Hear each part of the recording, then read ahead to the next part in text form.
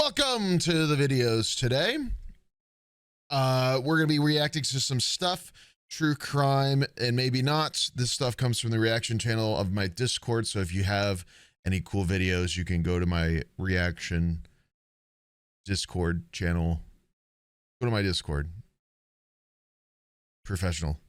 And yeah, we live stream these, and if you don't already follow me on Twitch, you should do that. We stream almost every day. It might not be reacting to this stuff, but it is a stream. So, and if you're watching on Twitch right now, go sub to the YouTube channel. That's about it. Let's do it.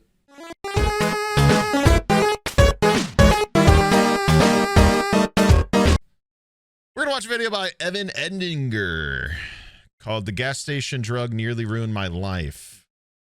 No idea what this is about. I want to find out. I'm pretty sure I have an idea of what this is about. This was a thing on TikTok for a while, and I'm curious. And it's probably a good thing to have some of you know about this and know. This right here is a 2-ounce, 59-milliliter bottle of Feel Free. I just purchased for a little over $11 US from this gas station behind me in Nashville, Tennessee. The label on the bottle claims that it is a plant-based herbal supplement. It's meant to give you focus, energy, and a mood lift. That sounds quite nice, but that's not the full story, is it? What exactly is in this bottle?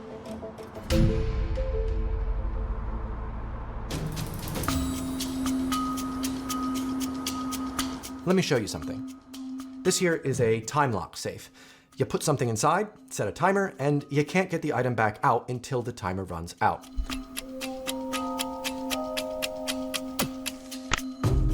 It's a tool people use to break addictions and control their cravings. Why the tape? Yeah, it didn't quite work out for me. Turns out I couldn't wait 24 hours to get what was inside out, and instead watched any tutorial I could to safely open the box without breaking it. I failed. In more ways than one. What could have made me so desperate that I'd break my own safe? That thing did cost me 50 quid. Exactly what's inside this drink. Quid? I absolutely wish I knew sooner how Kratom was going to impact my life. We're only concerned about the safety of a popular supplement known as Kratom. Famous Kratom. The FDA recently published an advisory about the dangers of using Kratom. That he sells in his shop over here in Thailand. I could go buy this At a convenience store. and I got Feel Free. Try it out, man. At smoke shops, convenience stores, and gas stations, Kratom is derived from a plant from Southeast Asia. Though it's difficult to admit, I was addicted to this drug, Kratom, for over 5 years. And it wasn't that bad at first. In fact, I would have been the first to tell you I was using it responsibly. I could never get addicted, no. In fact, there were many positives that I'd found in the beginning that I will talk about later in this video. But then, oh, yeah. Then it took complete control of my life.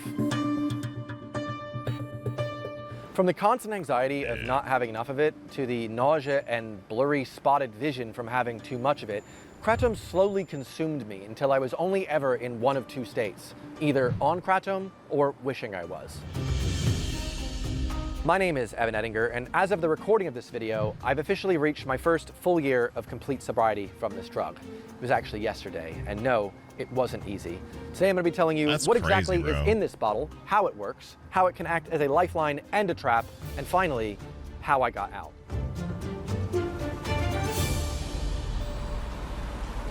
The main ingredient inside this bottle is Kratom, sometimes pronounced Kratom. Kratom is a tropical tree native to Southeast Asia whose leaves have long been used for their mind-altering effects. For centuries, people living in Malaysia, Thailand, and Indonesia have chewed the leaves or brewed them into a tea for the stimulant and medicinal benefits. In smaller doses, Kratom was traditionally used by laborers and farmers for its mild stimulant effect, similar to how coffee is used in the West. In fact, that's one of the main angles that made it feel so acceptable to me. There's nothing wrong with coffee, right? It's kind of like an Eastern version of coffee. And if you think about it, coffee and Kratom actually share the same plant family, so... Yeah, this was like a thing on TikTok for a while. Like, it was being reported. At least, I'm sure people were trying to sell it. Might still be. What What's so different? Yeah, the more you use it, the more you'll cling to any excuse you can to keep using it. In higher doses though, interestingly enough, Kratom isn't as much of a stimulant as a sedative, where if you take larger amounts of Kratom, instead of giving you a lot of energy, it actually makes you feel more lethargic, with pain-killing benefits similar to that of some prescription opioids like codeine and morphine, which there very much is a reason for. Oh, I see. The thing is, no one plans on getting addicted. But even with your best intentions, it's a losing battle when your vice is actively messing with the processes in your brain and is chemically addictive. I bet it's the case that most of you wish you could spend just a little bit less time on your phones every day, and yet, here you are. You didn't expect to be this addicted to your phone, did you? And scrolling's only messing with your dopamine receptors. Imagine that with little extra opiate receptors thrown in. Let me not give Zuckerberg any more ideas. I was officially diagnosed with ADHD earlier this year. Video coming eventually. But I knew long before my brain wasn't functioning like everyone else's.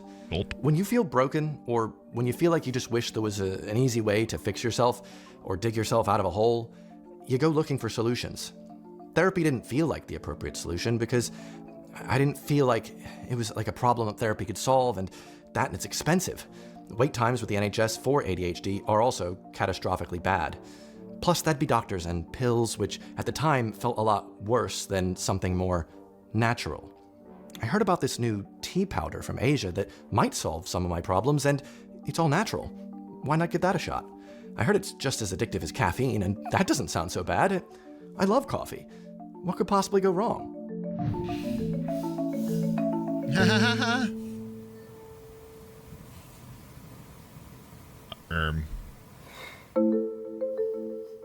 Me when the matcha's calling me so I can be a pure feminist.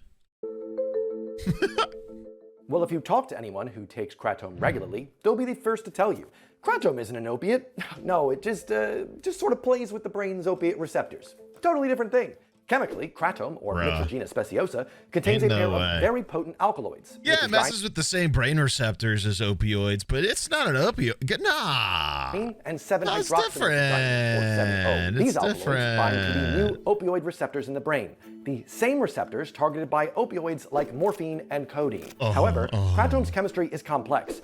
Mitragynine and its metabolites also interact with other receptor systems in the brain. Oh my god. Serotonin, dopamine, this and is too smart for me. I'm losing my brain. That boost in their mood. That wasn't me. The other alkaloid found in Kratom, 7-OH, is a much bigger problem. 7-OH is reported to be significantly more potent than morphine for the mu opioid receptor. And a lot of these Kratom products that are sold at gas stations across the USA are purposely fortified with higher levels of 7-OH so as to immediately hook the user. Oh no. So then, why would anyone start taking this stuff in the first place?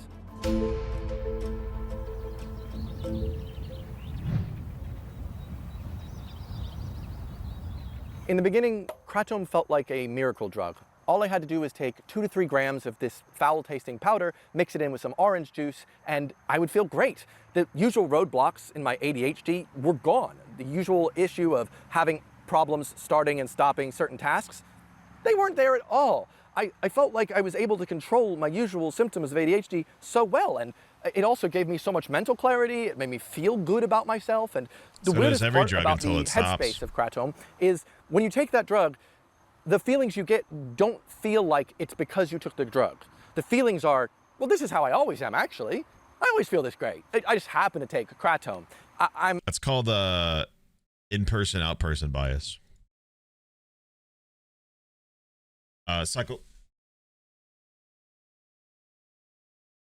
Psychologically, we attribute our success to ourselves and outward success of others to not themselves.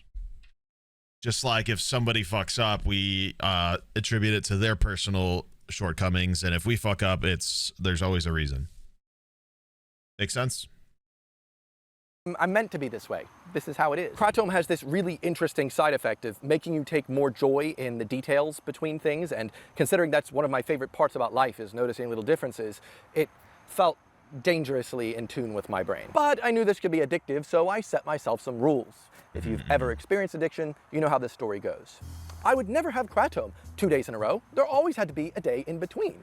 And I would make sure to rotate the strains so I didn't develop a tolerance. Red, green, white, all on the alternate days, all every other day. And under no circumstances would I ever even think of taking Kratom more than once a day. You see, I'd seen these sad stories online of these addicts who were taking Kratom every day and they were addicted to the drug, and I'm smarter than them. That could never happen to me. No way. I could have my cake and eat it too. I felt like I'd successfully found a treatment for my ADHD, and I felt like I could keep this up, and finally I could feel whole again. Then I stopped feeling whole. Or at least I think that's what was happening. In fact, now that I think about it, I've always sort of had this body anxiety in my chest. I can't place when it started, but no, I must have always had that, because I feel it now, and I can't remember when it started, so yeah. And actually, it's kind of okay, because Kratom helps remove that. It lifts up the anxiety, and it's all gone, so everything's fine, right? See, the thing about rules is they're only useful until you break them. 2021 was one of the roughest years of my life. I didn't have a permanent place to live for 5 months. I was trying to get on the property ladder, and in the UK, that process is a shambolic mess. All of my stuff was in storage. I was still making weekly videos, and I felt like everyone's watching me fail miserably, as I keep getting told every single week that it's just one more week and then you'll have a house. It's just one more week. It's just one more week. Over and over and over. The rules that I had in place to make sure that I'd feel okay, well, it was a different time. I'm feeling so stressed all the time now. I'm sure it wouldn't hurt if I just had it instead of just every other day. Maybe every day. I'll still rotate the strains, and that's weird. The boost of joy and energy that I used to get it's not really there anymore. It's not working. I'd make up excuses. Maybe the green sludge just stopped working because the quality's gone bad. The quality within, it's hard to get in this country, and This is fascinating. I just can't take it the right way, and maybe I have to try and rotate better, and I'm doing something wrong because it's supposed to make me feel better, and it stopped. And now I feel bad all the time. I don't remember feeling bad all the time before, but I only remember feeling bad now. So at least I got to keep taking this because it's the only thing that seems to have. This is fascinating that, like, this is from a personal viewpoint, because I mean, I'm sure there's plenty of videos at this point about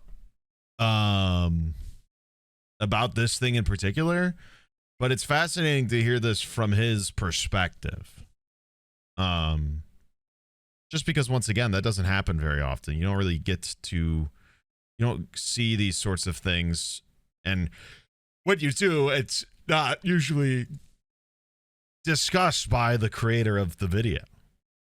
It adds a really beautiful personal impact to it. Helped in the past, even though sometimes it makes me feel sick. I just have to keep going.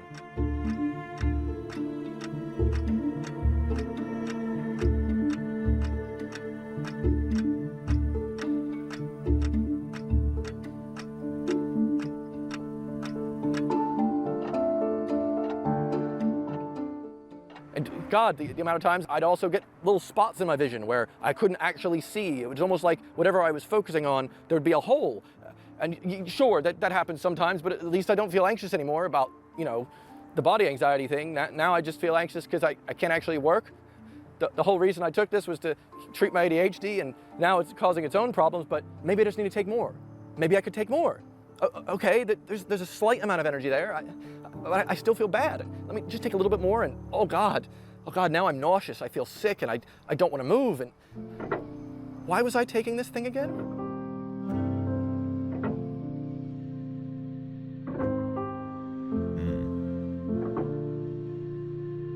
What once was something I'd occasionally take to treat my ADHD slowly became something I had to take so that I wasn't going to feel overwhelmingly anxious. I was only ever in two states, either on Kratom and feeling okay/nauseous, or thinking about the next time I could take Kratom.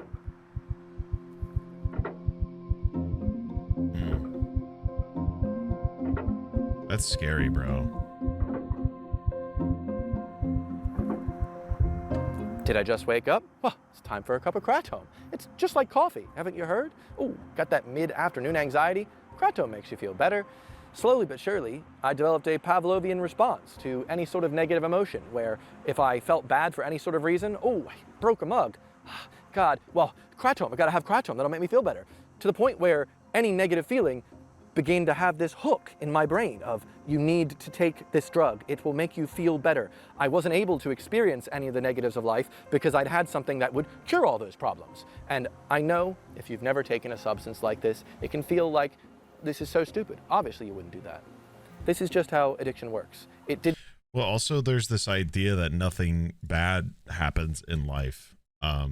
So a lot of people get blindsided by the sheer amount of things that can possibly be upsetting, let alone think that there's constantly a way to like solve it or a way to not deal with them. And a lot of people think that just not dealing with it is a way to solve dealing with it or having them. Where, well, I can just not. If I don't address these things, then they don't matter.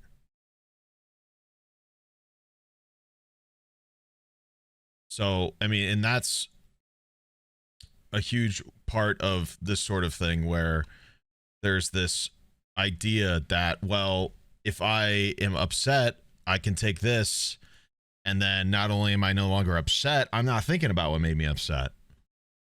So it's not real. Didn't hit immediately. It insidiously took its time until I didn't realize it. But not really, because the scariest part about this, for the most part for me, I wasn't unaware.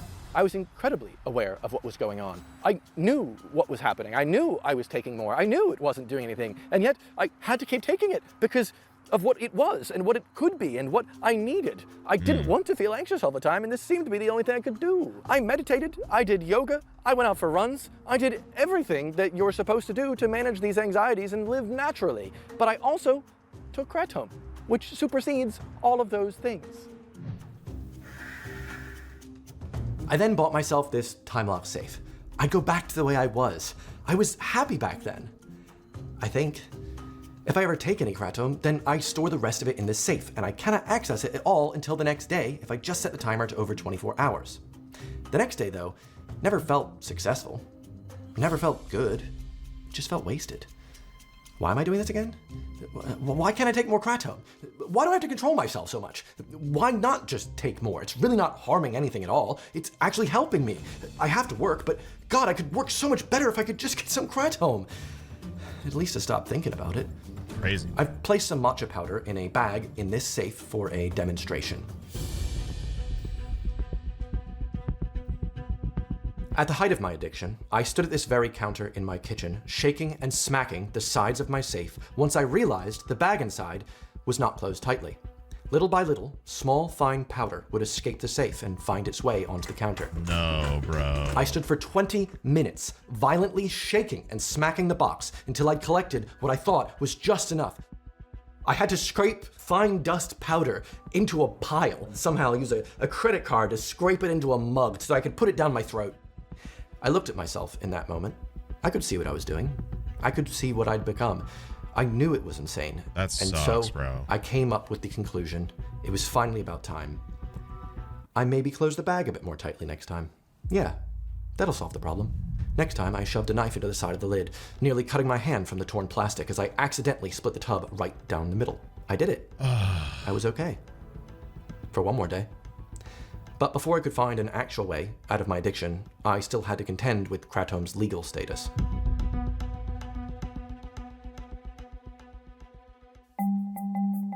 Unlike in the USA, which has no federal restrictions on the drug, the UK passed a blanket ban on all psychoactive substances in 2016, outside of a small list of very specific ones. Though I disagree with this law in theory, it was useful for me in this case. This doesn't make it impossible to get, it just makes it harder. Using it or buying it from someone within the UK isn't restricted, just the sale of it and the import. In the USA, many states ban Kratom, but knowing how addictive the substance can be, that's nothing that a 6-hour drive across state borders can't fix. Here in Tennessee, Kratom is fully legal, but in nearby Arkansas and Alabama, it is not. Shut up. Just simply drive to Tennessee and get yourself your fix. But when it comes to other countries around the world, well, in the countries that kratom originated from, a lot of them Rare Arkansas heavily restrict W. the plant. And in many European countries, it is also heavily restricted. But despite everything I've told you so far, you might be surprised to hear I don't think banning kratom is a good idea. Mostly because I think outright banning most drugs is a bad idea. In my opinion, kratom shouldn't be banned, Just but creates more worse heavily addiction. restricted, so that it can only easily be accessible by way of a prescription from a licensed healthcare professional. And I know a lot of people might find a problem with that and say, oh, the whole point of it is it's accessible, plant-based medicine, and you don't need big pharma. But with a substance like this that has such a strong case for making people addicted to it and having negative repercussions, I think we should put that behind a healthcare professional. It always confuses me when people start... Essentially because it would become unregulated, and then people who would want it would start looking for it by other means, and they would potentially get hurt. The people providing it would potentially do so in nefarious ways. They would end up putting stuff in it to cut costs. This is a huge issue with like fentanyl, by the way, is that fentanyl is pretty much indiscernible from other white powdered substances like cocaine, obviously. So and literally obviously this could be seen as an exaggeration, but as simple as flour. And people who try to sell fentanyl to people will do that. They'll say it's fentanyl, and they'll put all sorts of shit in it and claim it's pure fentanyl when it's absolutely not. It might not even have it in there. It's a common thing, unfortunately.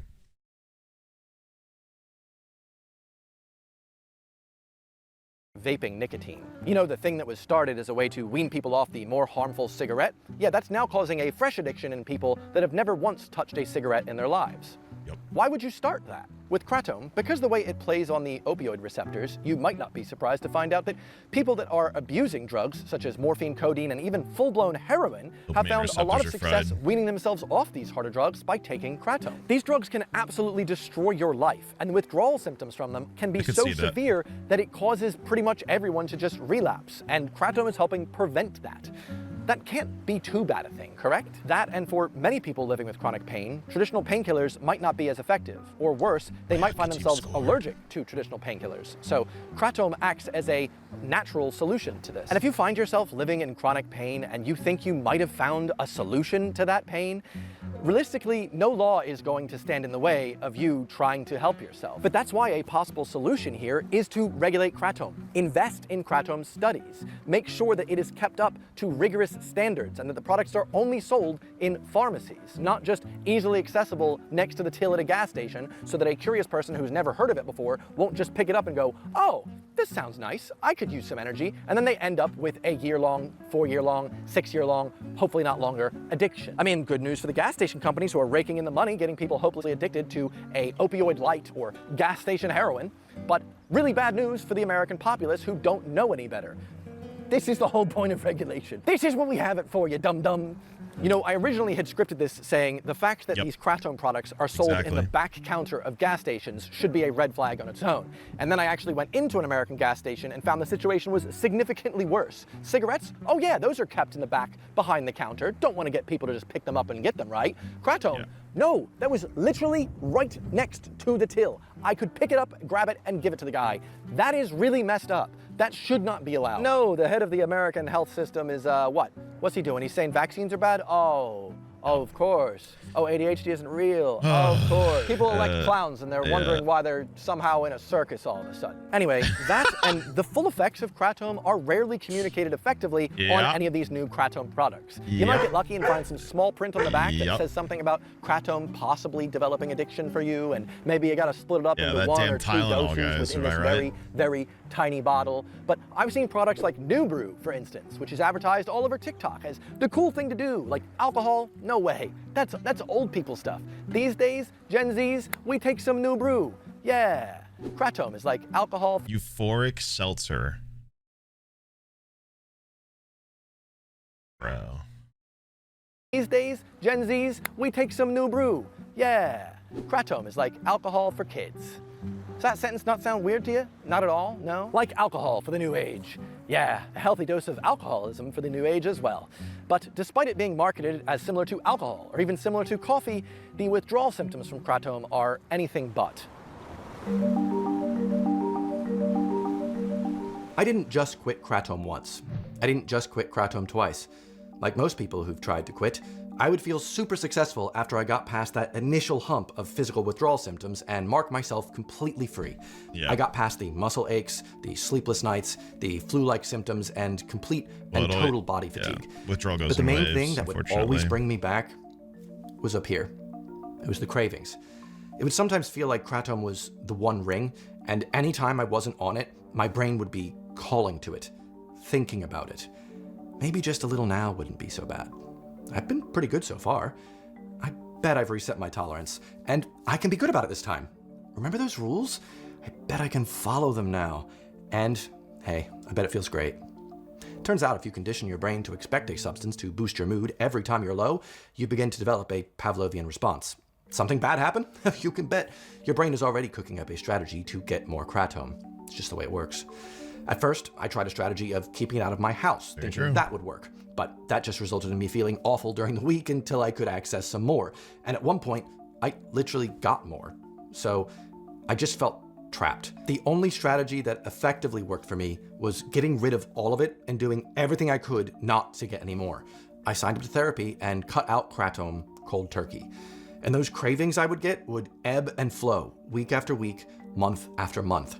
I'd be so close to relapsing, but luckily, it's not a thing I could get as easily in the UK, so I dealt with the cravings and intense body anxiety for over 3 months. And sure, it was a bit easier for me to avoid the temptation of Kratom in the UK, where it is much harder to get, but I did have a big problem coming up. I was about to take a big trip to America where I could easily find Kratom while getting gas. What if I had it again there? What if it was just once? It could be fine. How am I to know unless I try? I think back to one of the most pivotal moments of that trip. It's true, I could buy Kratom anywhere, and in fact, no fewer than 5 times did I look up where I could buy Kratom along my route.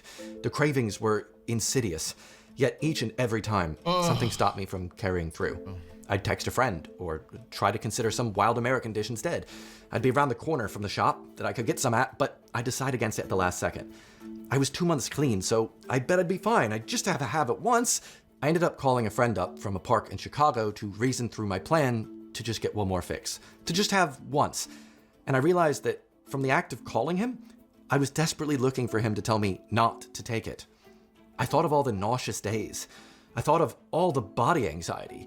I thought of what my partner would think. I thought of all the shame and the grief that this had brought upon me. I thought about what I did to the counter. Why would I want to risk that again? Even if I did just take one bit, one more time, wouldn't that possibly reset the clock in my body yearning to feel it again? Absolutely. For what? Would any sort of feeling be remotely worth that? Here I am, spending some valuable time that I have on this earth in a lovely park in Chicago on the phone with a friend talking about some stupid green sludge. I ended the call with my friend, and I did end up walking into that store that sold Kratom. I looked at the many bags on the shelves. I even had a chat with the guy behind the counter. And then I ended up taking this photo. Fuck Kratom. Powerful, dude. Well, that's fucking gorgeous. It turns out the only way I could find to successfully shake my addiction was fully admitting my addiction was bigger than me. Okay, wait a minute. First of all, fire way to do a video essay right here. What a great idea. What? Love this. Love this. What cool, like, artistry is this, man? Just video essaying on his bike on a bike trail. Fire. Fire. I don't have the self-control to fight against a thing that causes chemical imbalances in my brain. I'm not smarter than anyone else that also got addicted. We're one and the same. Human.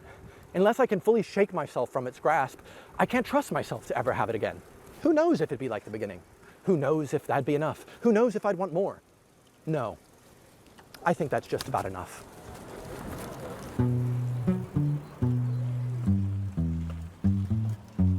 Beautiful.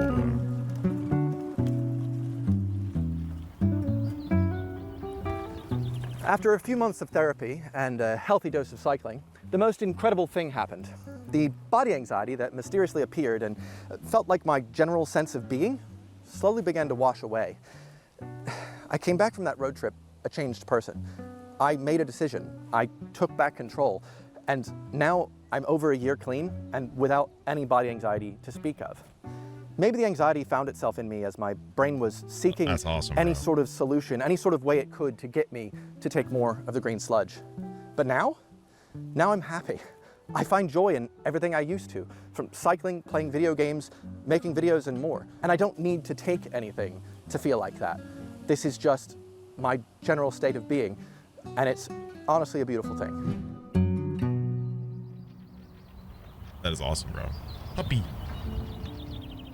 I'd be lying if I said I don't ever feel the pull to take some Kratom now and again. Sometimes I'll have a particularly bad day in which a thought quite quickly enters my brain. Yeah, man. I mean, this is... You want to take some Kratom? Thankfully, the following thought is also quite quick. Absolutely fucking not. Addiction is not your fault. And though it might seem impossible, just know you can come out the other side. No matter where you are in your life, this is awesome, please dude. don't start taking Kratom. And just know the only way to really feel free from this drink is being free from it. Ew.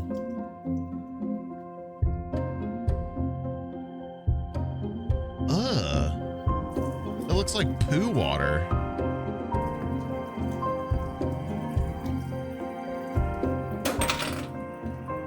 Yeah, fuck yeah, bro. Fuck yeah.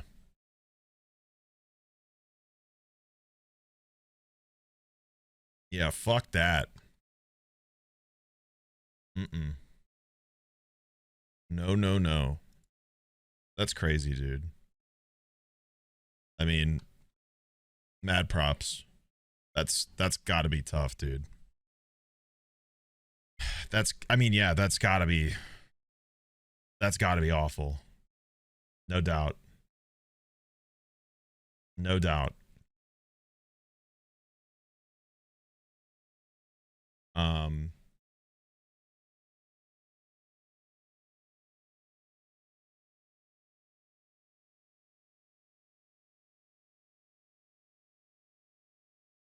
I mean, that's a great video to watch, man, because I mean, I don't know what some of you deal with, you know. I don't know if some of you have dealt with similar or the same or anything like that, but you know, I think it's important to show this for two reasons. Because one, some of you might deal with it currently, the same exact thing. Some of you might deal with similar, or some of you might be tempted. And I'm happy to use my platform just to sort of maybe potentially talk some of you guys out of it, man.